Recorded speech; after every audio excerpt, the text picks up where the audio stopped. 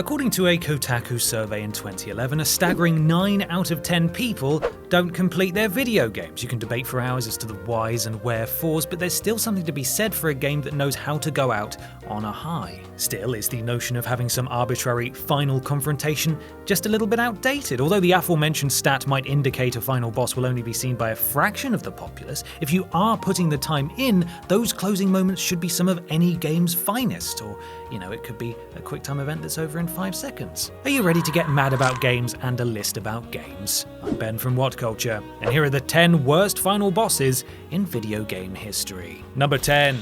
LAMBENT BRUMAK, Gears of War 2. How you go from characters made of pure testosterone and gunpowder to finishing on a boss that amounts to nothing more than trimming a huge weed is beyond us. The epic sense of scale was certainly here, as was the fantastic score, but gameplay-wise, there was zero challenge, instead relegating your input to nothing more than holding the right trigger and pointing your weapon at the BRUMAK in question. Keep this up for a couple of minutes with nothing else providing a challenge other than the occasional tendril that forces you to hang fire for a couple of seconds before resuming fire, and you're done.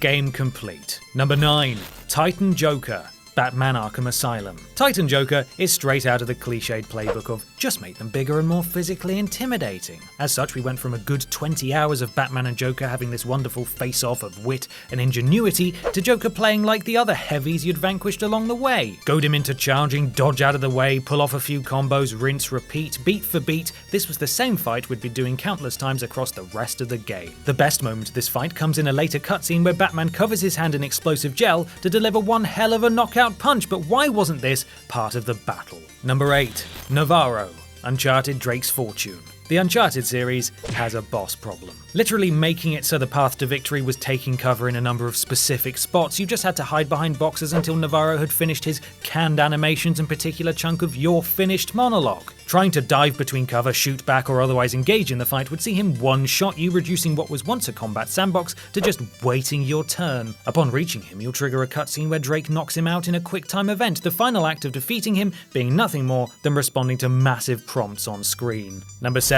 MALUS, Shadow of the Colossus. When taken in isolation, Malus's final encounter would have been impressive in scale and completely memorable, but when your game is essentially a boss rush consisting of other colossi taking the player into the sky or down into the depths of some long-forgotten lake, climbing this glorified totem pole was a bit of a letdown, to be honest. Thankfully, defeating Malus didn't boil down to some tacked-on minigame, instead seeing you clamber up his sides, hop between his moving hands, and eventually plunge your sword into his temple. Nice. It was certainly an intimidating duel, but completely lacking in the sense of momentum that Shadow of the Colossus' other battles featured. Number 6. Hive Mind, Dead Space. Dead Space, after a whole game of corridor crawling tension, pitted you against a giant thing. Perhaps the creators were trying to channel John Carpenter's The Thing with the hive mind's various tendrils and sack of meat aesthetic, but the fact was, having such a change in scale and tone was destructively jarring. It meant we were immediately reminded of EA's more mainstream approach to game design, wanting their horror masterpiece to go out on more of a manufactured high, as opposed to sticking with what was already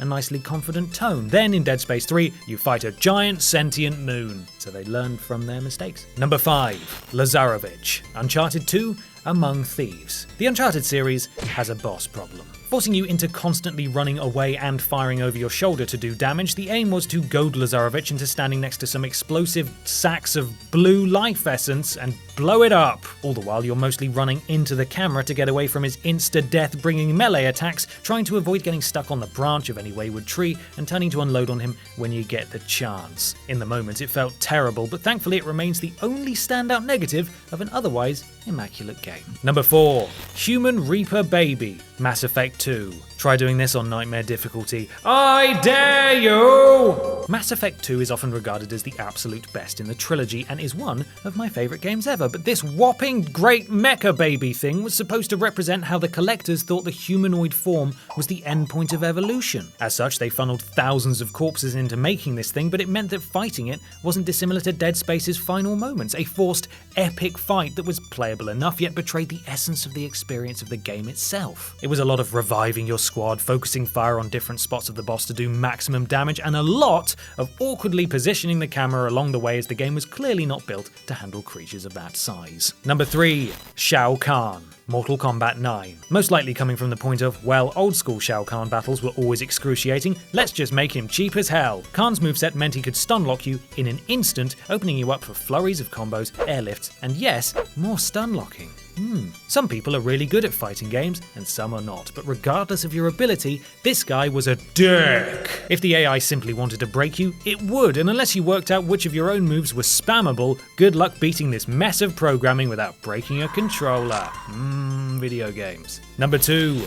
SERENE. Quantum Break. Considering that developer Remedy were the guys who brought us the phenomenal Max Payne, it's a bit of a shame that Quantum Break was so wonky. Still, over the course of its time-bending story, you're let into the fact that various characters have somehow found a way to do damage with time. Cut to the final clash between protagonist and villain, and baddie SERENE does what many final bosses do, has a sudden surge in power, resulting in this case of an entire room of time force coming at you. How this manifests is by the screen going bright white and you dying instantly, not really knowing what happened or how you could have prevented it. The solution was to run across the room, let SERENE have his little tantrum, and then return fire, but chances are by the time you'd died a good 20 times in a blur of bad controls, any sense of immersion had been totally expunged. Number 1. SAURON. Middle-earth, Shadow of Mordor. Sauron, the Dark Lord, the slayer of men and embodiment of pure evil, popped like a balloon with a QuickTime event. What? Now, the whole affair wouldn't have rubbed so many the wrong way if not for said QuickTime event playing in such a naff way. These sorts of cutaway interactions can be exemplary when done well. Just think of MGS4's Corridor Crawl or God of War 2's Door Head Bash, but here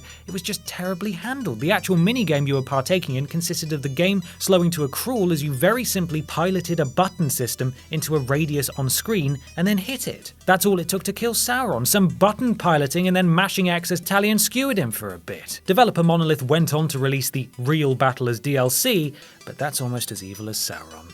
And that's our list. Make sure you subscribe to the What Culture Gaming YouTube channel for more lists like this, and don't forget to visit whatculture.com for daily news and articles. I'm Ben from What Culture, and thanks for watching.